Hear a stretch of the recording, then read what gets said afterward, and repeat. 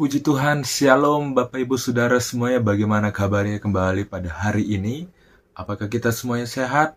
Saya percaya kita semua tetap sehat karena kita meyakini bahwa kasih setia Tuhan senantiasa melimpahi kita bersama pada hari ini. Mari, saya mengajak kita kembali merenungkan satu firman Tuhan. Sebelum itu, mari yuk sama-sama kita awali dengan berdoa. Mari kita berdoa. Kami bersyukur pada hari ini Tuhan boleh bangunkan kami. Pada saat ini kami akan merenungkan firman Tuhan. Mohon Tuhan menuntun, mengambil alih dan memberikan kami pemahaman. Sehingga kami bisa mengerti kehendak Tuhan bagi kami. Di dalam nama Tuhan Yesus kami berdoa, haleluya, amin. Puji Tuhan Bapak Ibu Saudara semuanya, mari kita merenungkan satu firman Tuhan tentang menumbuhkan rasa cinta kepada Tuhan. Bapak Ibu, pernahkah kita jatuh cinta? Pasti pernah dong ya. Pada hari ini kita akan sama-sama berbicara tentang hal ini. Menumbuhkan rasa cinta kita kepada siapa? Tentunya hanya kepada Tuhan.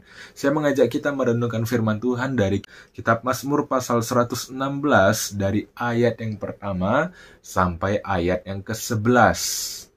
Bapak Ibu Saudara, saya mengajak kita berfokus di dalam ayat yang pertama ya terlebih dahulu. Ya, di ayat yang pertama menuliskan begini. Aku mengasihi Tuhan sebab Ia mendengarkan suaraku dan permohonanku. Suatu pernyataan yang pertama kali langsung dimunculkan di dalam Mazmur ini. Memberikan suatu pemahaman bagi kita begini. Ada suatu ajakan untuk kita mengasihi Tuhan. Dalam terjemahan yang lain saya coba menggali, mencari tahu, ternyata kata mengasihi itu diganti atau bisa juga diartikan menjadi kata love yang berarti cinta. Berarti dapat dipahami bahwa kita diajak untuk kita mencintai Tuhan. Tiap diri kita harus menyadari sepanjang hidup yang kita jalani itu menjadi kesempatan untuk kita semakin menumbuhkan rasa cinta kepada Tuhan. Pertanyaannya sederhana begini Bapak Ibu Saudara. Bagaimana cara kita bisa menumbuhkan rasa cinta kita kepada Tuhan? Bagaimana sih caranya? Melalui Mazmur pasal 116 ini, kita akan sama-sama menggali. Kita akan sama-sama mencari tahu gimana sih caranya agar aku nih bisa menumbuhkan rasa cintaku kepada Tuhan. Ada beberapa hal penting yang bisa kita pelajari bersama. Bisa menjadi cara bagi kita juga untuk kita bisa menumbuhkan rasa cinta kepada Tuhan. Hal yang pertama, ialah perbanyaklah alasan mengapa kita harus cinta Tuhan. Saya mengajak kita kembali memperhatikan di dalam Mazmur pasal 116, di ayat yang pertama dan ayat yang kedua berkata, Aku mengasihi Tuhan sebab Ia mendengarkan suaraku dan permohonanku, sebab Ia menyendengkan telinganya kepadaku, maka seumur hidupku aku akan berseru kepadanya. Bapak Ibu Saudara, tadi kita sudah sempat membahas tentang adanya ajakan untuk kita mencintai Tuhan. Dan lebih lanjut lagi, ternyata di dalam ayat yang pertama dan ayat yang kedua ini, ada suatu ungkapan, ada suatu kata yang dipakai. Kata itu ialah kata sebab. Bapak Ibu Saudara, ketika kita mencoba memahami apa sih arti dari kata sebab itu adalah suatu ungkapan yang dapat menjadi dasar atau menjadi alasan. Dengan kata lain begini saya mau bilang bahwa untuk kita bisa menemukan rasa cinta kita kepada Tuhan, maka perbanyaklah alasan mengapa kita harus cinta Tuhan. Di ayat yang pertama tadi berkata, sebab Ia mendengarkan suaraku dan permohonanku. Ayat yang kedua, sebab Ia menyendengkan telinganya. Bapak Ibu Saudara semuanya, sampai hari ini, sudahkah kita memperbanyak alasan mengapa kita harus mencintai Tuhan? Atau sebaliknya, kita malahan memperbanyak alasan yang sepertinya bukannya cinta, tetapi kita malahan menyalahkan Tuhan. Mudah bagi kita untuk kita bisa mencari kejelekan dari sesama kita. Mudah bagi kita untuk kita bisa menyusun apa aja alasan-alasan kenapa kita harus gak mau dekat-dekat dengan orang itu. Tetapi terkadang sulit bagi kita untuk apa? Untuk kita bisa melihat, untuk kita bisa menyusun apa aja sih alasan-alasan kenapa aku harus melihat dia dari sudut pandang yang positif. Sama halnya dengan cara kita memandang Tuhan. Kalau kita memandang Tuhan dari sudut pandang yang negatif, maka saya percaya alasan-alasan yang muncul adalah alasan-alasan untuk kita tidak mau cinta Tuhan.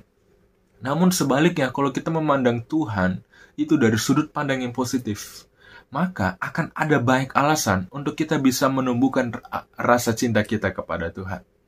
Saya percaya setiap diri kita umat-umat Tuhan akan semakin menyadari bahwa setiap diri kita harus menumbuhkan rasa cinta kita kepada Tuhan dengan kita mau memperbanyak alasan mengapa saya harus cinta Tuhan.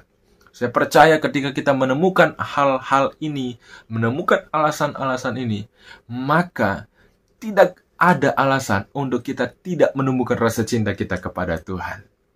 Haleluya.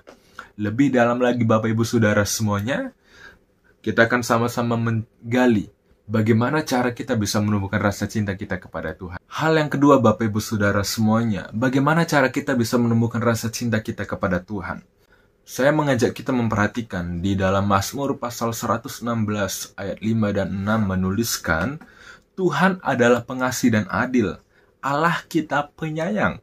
Ayat yang ke-6, Tuhan memelihara orang-orang sederhana. Aku sudah lemah, tetapi diselamatkannya aku.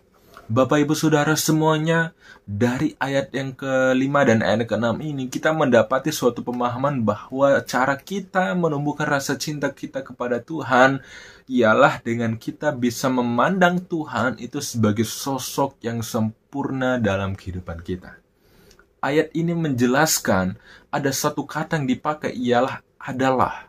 Adalah itu berarti dapat diartikan mendefinisikan.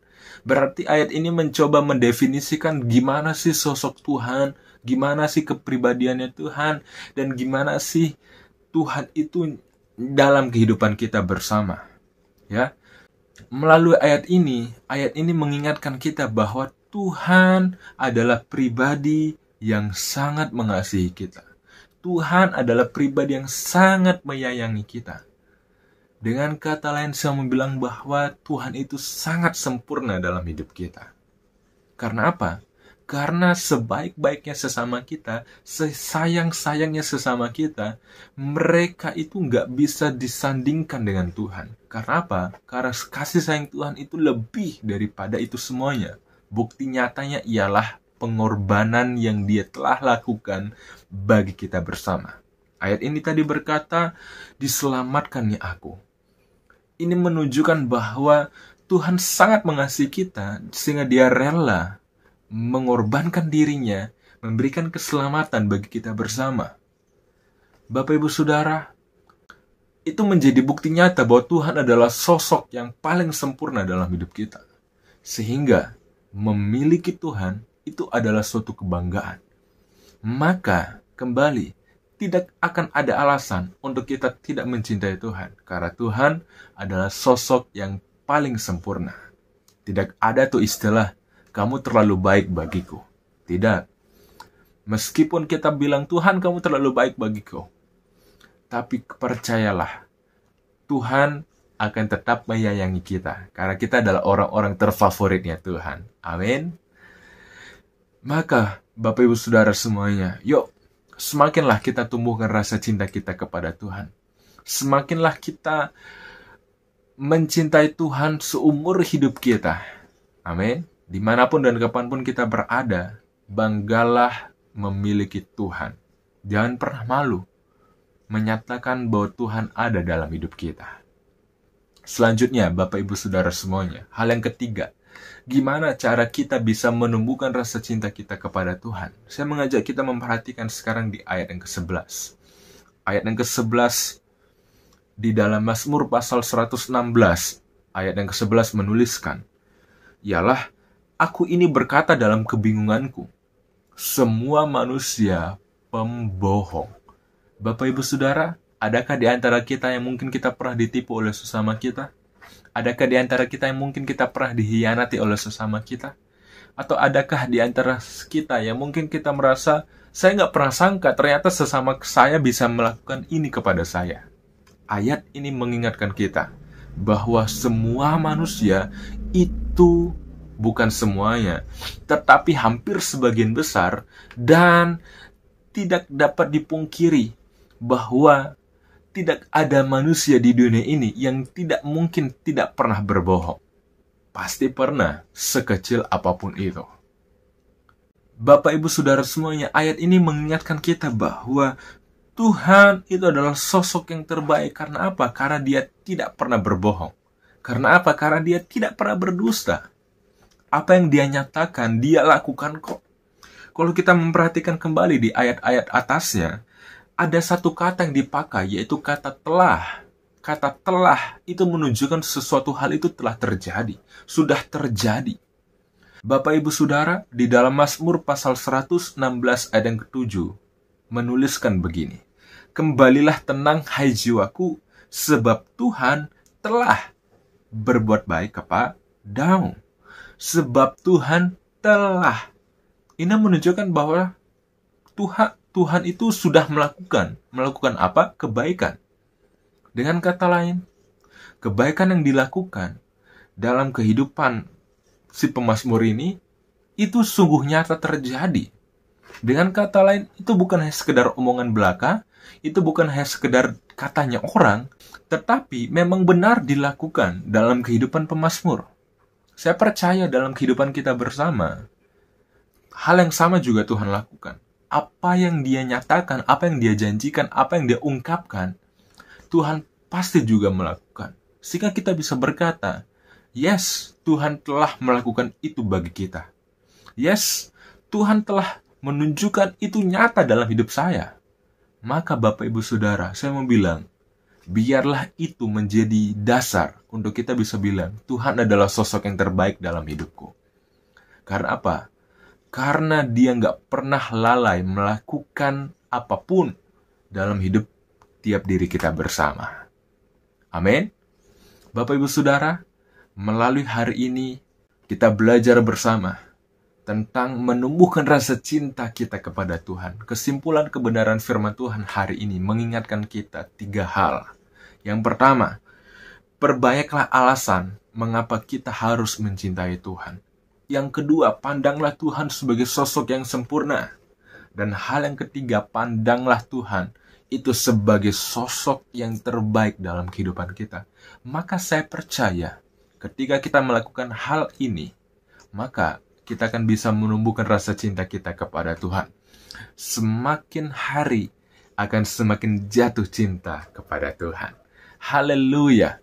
Demikian kebenaran firman Tuhan pada pagi hari ini. Mari kita mengakhiri di dalam doa. Mari yuk kita berdoa bersama. Kami bersyukur untuk kebenaran firman Tuhan mengingatkan kami.